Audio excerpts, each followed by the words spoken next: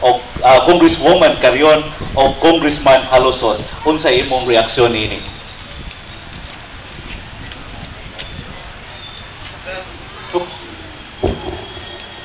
Sa usa ka pakigpulong sa atuang amigo diha, Pikas, usa ka State of the Province address, yang gingon nga palitan daw ta niya og barko. Unya usa pa ko na mutabang ko niya og palit og barko, taon man niya ng barko in taon. Akong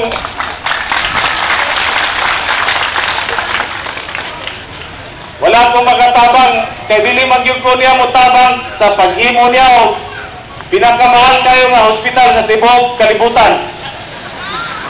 Unya dili gyud po ko mutabang niya kay ipangsirado naman niya ng mga gagmay kayo nga mga hospital. Sirado na ang hospital sa Siukon at sa Sibuko. Ang kanding na lang in town ang nag-agi-agi dito. Pagkalaot kung ato pag ginasyang tabangan nga ang mga pasyente nga nag-ilay din taon, imbes mabuhay pa o ka atong mayudan matambalan, dili na. Kaya ang gusto diyan tungod siyang balay nga hospital. So dili yung kung mutabang.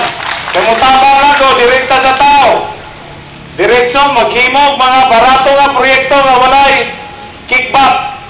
Barato nga proyekto nga walay korupsyon. 30 segundos naman lang. Sige, unya na po na uban.